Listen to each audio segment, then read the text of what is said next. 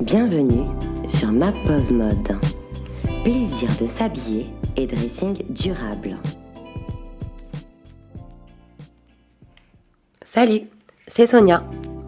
Aujourd'hui, je partage avec toi l'histoire de mon premier vide dressing, qui fut un brin émotif.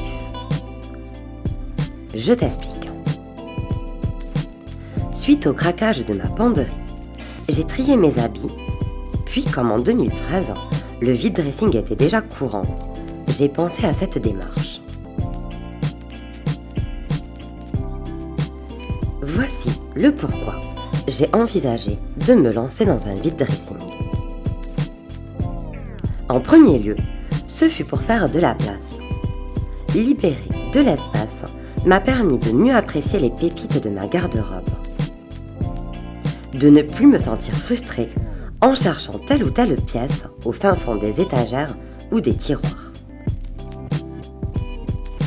Et aussi d'avoir une vision plus claire quand je dois m'habiller, d'autant plus qu'en triant nos tenues, on peut aussi créer différentes associations pour de nouveaux looks. Alors avec plus d'espace et un meilleur visu, c'est plus facile et plus rapide de choisir telle ou telle tenue qui nous fait envie. J'ai aussi gagné un temps précieux à chaque fois que je devais sélectionner ma tenue pour telle ou telle occasion, suite à ce dressing amoindri et aux créations de nouveaux looks établis.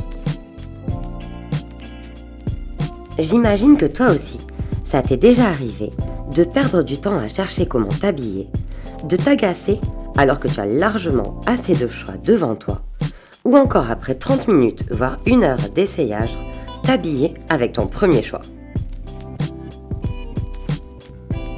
Si tu vis encore ce genre de situation, je te recommande vivement d'écouter mon précédent podcast sur le tri du dressing, les essayages et la mémorisation de nouveaux looks.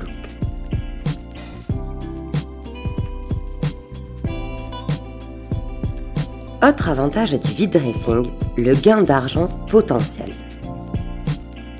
En 2014, j'avais choisi de communiquer sur mon vide dressing à mes abonnés du blog et à mon entourage afin que les personnes viennent directement chez moi. Ça a plutôt bien fonctionné avec des copines ou des abonnés qui m'ont acheté plusieurs pièces. L'avantage de les recevoir chez moi, c'était aussi la possibilité pour elles d'essayer tranquillement face au miroir et éventuellement de négocier les prix. Je me suis aussi dit qu'avec cet argent, je pourrais avoir plus de moyens pour acheter par la suite auprès de marques éthiques ou éco-responsables ou tout simplement plus qualitatives que les enseignes de fast fashion.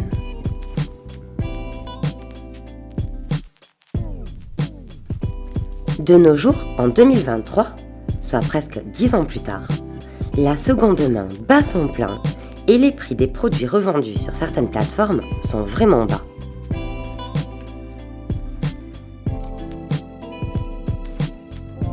En 2013, et aussi parce que les pièces que je vendais dans mon vide dressing étaient en très bon état, je pratiquais des prix plus élevés qu'aujourd'hui, mais qui restaient assez justes selon moi.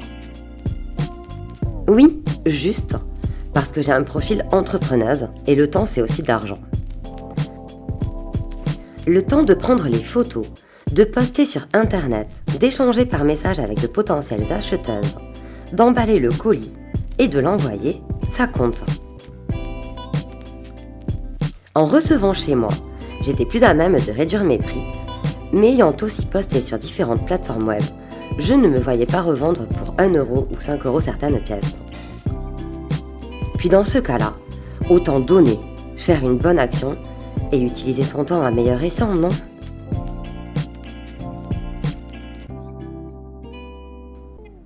J'ai d'ailleurs l'impression que face à l'effet de masse et au prix très bas d'une appli qui cartonne aujourd'hui, de nombreuses personnes commencent à s'en éloigner.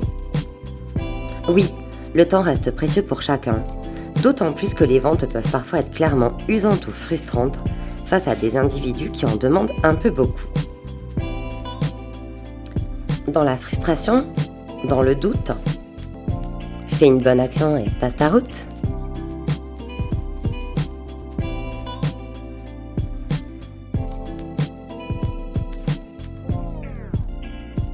Bref, Tout ça pour dire que je n'ai pas trop fait de cadeaux sur les prix en 2014 lors de ce premier vide dressing.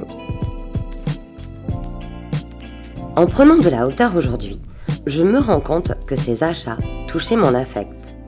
C'était une sorte de trésor, de récompense pour mon travail que je m'offrais mes vêtements, et j'y étais encore attachée. J'ai mis quelque temps à me détacher de mes possessions mode, pour petit à petit arriver à un dressing plus normal, et à vendre simplement dans la joie de faire le vide, et de rendre la cliente heureuse. Bon, je te rassure, des robes que j'avais achetées 35 €, je les vendais 10, 12, voire 15, 17 €. C'était pas non plus des prix ultra hauts. Malgré tout, avec mes amis, la négociation n'était pas toujours la plus facile, et quand elles partaient des fois ou qu'elles portaient une de mes robes qu'elles essayaient, j'avais vraiment un petit sentiment de nostalgie, limite pas prête à quitter mes habits, et je sais pas si toi t'as déjà connu ça, mais c'est assez particulier, et c'est pour ça que je parle d'attachement et de mon premier vide dressing, un brin émotif. Mes amies, si elles m'écoutent, elles se souviendront peut-être de ces premières tentatives où, voilà, ma petite pépite de robe rouge, ma petite pépite de robe noire, elle partait pas à 8 € à l'époque. Depuis 2014, je me suis petit à petit détachée. J'ai d'ailleurs déposé pas mal d'habits dans des bornes, avant de les déposer plus tard dans des associations locales qui revalorisent bien mieux de tels dons de vêtements. Oui, tu imagines bien que moi qui considérais mes vêtements comme un trésor, pouvoir les revaloriser vraiment, c'est quelque chose d'important pour moi. En ce sens, quand je parle d'associations locales, n'hésite pas à consulter ta mairie, demander conseil sur la liste des associations potentielles qui pourraient collecter tes vêtements. On peut parler d'associations, de ressourceries, de recycleries. Bref, à toi de jouer, je te laisse enquêter sur le sujet.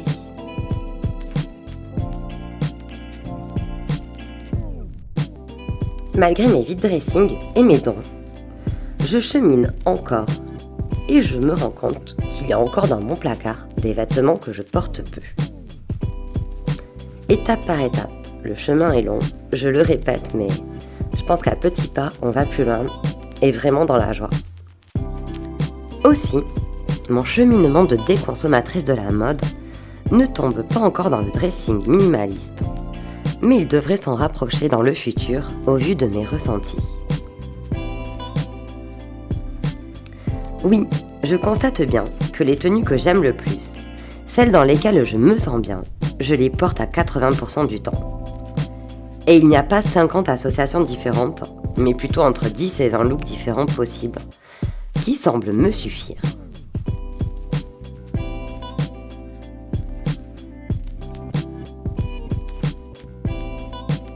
Si toi aussi, tu sens que tu n'es pas prêt à te séparer de certaines pièces de ton dressing, bien que tu les portes peu, sache que c'est ok. Je revendique une transition depuis la fast fashion vers la slow fashion, la moins frustrante ou culpabilisante possible, et la plus en accord avec tes ressentis. Pas à pas, dans la joie, va plus loin toi aussi. Mon histoire en témoigne. J'espère qu'elle t'inspirera. 10 ans après avoir eu mes premiers déclics, je ne suis pas la parfaite déconsommatrice de la mode. Cependant, je suis heureuse d'avoir initié ce changement pour de nombreuses raisons. J'espère que ce partage t'aura fait passer un bon moment. Je te souhaite une bonne journée ou soirée et je te dis à très bientôt sur le podcast ou sur le blog Ma Pause Mode.